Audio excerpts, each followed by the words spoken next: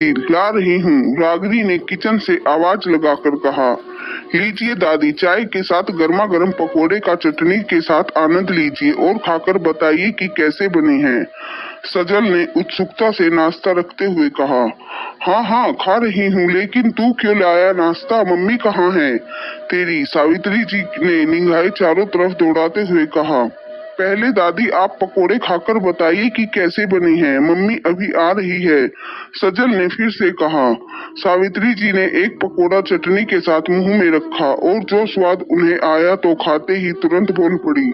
बहुत अच्छा स्वाद है पकोड़े का, और चटनी तो वाह, क्या कहने, दोनों का स्वाद बहुत अच्छा है। रागिनी ने बहुत अच्छे पकोड़े बनाए हैं। ऐसा कर और चटनी ले आ, मुझे तो इतनी चटनी कम पड़ जाएगी। सजल इतना सुनते ही उछल पड़ा और चटनी लाकर तपाक से बोला। दादी है पकोड़े और चटनी मम्मी ने नहीं, मैंने बनाए हैं। फिर सामने से आती हुई रागिनी ने सजल बोला। देखा मम्मी, दादी को पकोड़े बहुत अच्छे लगे हैं, तूने क्यों बनाए? तू क्यों यह लड़की वाले काम करता है? हमारे यहाँ लड़के रसोई में पैर भी नहीं रखते, पानी भी उनके हाथ में दिया जाता है, और तू यह सब बना रहा है। सावित्री जी ने पकौड़ी मुंह में रखते हुए बोला। तभी बाहर से बैट लिए हुए उन्नति और अमित घर में आते हैं। आज क्या शॉट लगाए है उन्नति ने? सजल देखता तो चौंक जाता। अमित ने कहा, क्या पापा, आज उन्नति की बारी थी और कल मेरी बारी है, कल देखना मैं क्या गजब का खेलूंगा। सजल ने कहा, यह सब बातें बाद में, पहले आप दोनों फ्रेश होकर आओ, रागिनी ने उन्नति और अमित से कहा। दोनों फ्रेश होने चले जाते हैं। इधर सावित्री जी ने नाश्ता खत्म कर लिया। सावित्री जी गुस्सा होते हुए बोली, यह सब क्या है? यहाँ तो उल्टी गंगा बह रही है। बेटा रसोई में लगा हुआ है और बेटी लड़कों वाले खेल खेल रही है। अरे लड़की को घर के काम सिखाओ, लेकिन लड़का पकोड़े बना रहा है और लड़की बल्ला से खेल रही है। रागिनी चुप रही, लेकिन सजल बोला, नहीं दादी, एक दिन नाश्ता मैं बनाता हूँ और एक दिन उन्नति बनाती है। जिस दिन मैं नाश्ता बनाता हूँ उस दिन उन्नति प्रैक्टिस के लिए जाती है, और जिस दिन उन्नति नाश्ता बनाती है उस दिन मैं प्रैक्टिस के लिए जाता हूँ। हम दोनों को ही क्रिकेट बहुत पसंद है। वैसे अभी हमारी छुट्टियां चल रही है इसलिए, नहीं तो जब हम दोनों स्कूल जाते हैं तब मम्मी ही बनाती है। सजल ने यह सब बड़े सहज भाव से कह दिया, क्योंकि उनके मम्मी पापा ने कभी किसी काम के लिए यह नहीं सिखाया कि काम लड़की ही करेगी या लड़का ही करेगा। लेकिन उसकी दादी यह सब सुनकर और गुस्सा हो गई। कहने लगी, यह सब क्या है रागिनी, मेरे पोते पोतियों को यह सब क्या सिखा रही हो? सब कुछ उल्टा पुल्टा कर रही हो। अमित से भी घर के काम कराती हो क्या? मैंने तो आज तक उससे एक गिलास पानी भी नहीं उठवाया। बताओ चुप क्यों हो?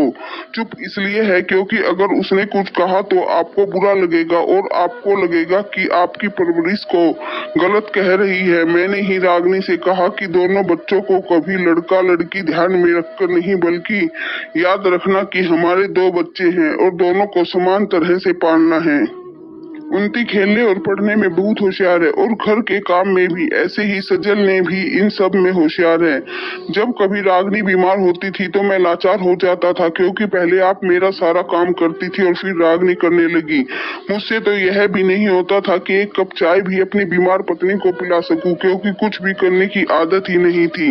बच्चे भी भूखे रोते थे। धीरे धीरे मैंने चाय बनाना सीखा और इसके अलावा आज तक कुछ नहीं सीख पाया। मैं करना भी चाहता हूँ तो नहीं कर पाता, क्योंकि मुझे उलझन होती है। फिर भी कोशिश तो करता ही हूँ।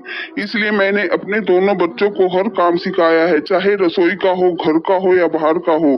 कभी हम दोनों को अचानक बाहर जाना पड़े या बीमार हो तो मेरे दोनों बच्चे संभाल लेते हैं।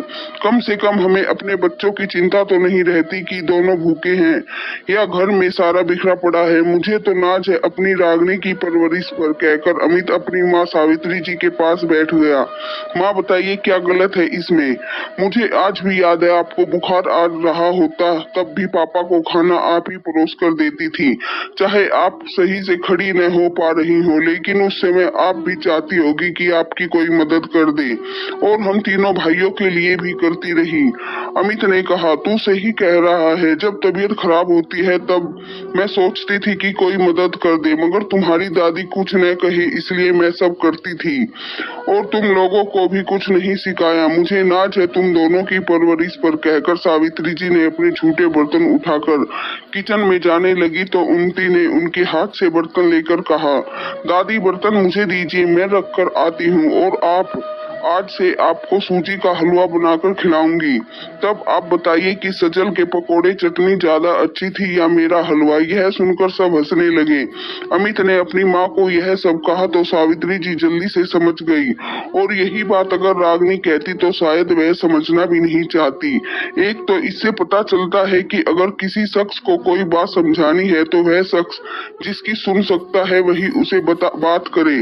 दूसरा यह कि एक माँ बाप होने के नाते हमें अपने बच्चों को कोई भेद रखकर उनकी परवरिश नहीं करनी चाहिए। उनको हर चीज सिखानी चाहिए जिससे कभी भी कोई परेशानी हो तो बच्चे और पूरा परिवार परेशान।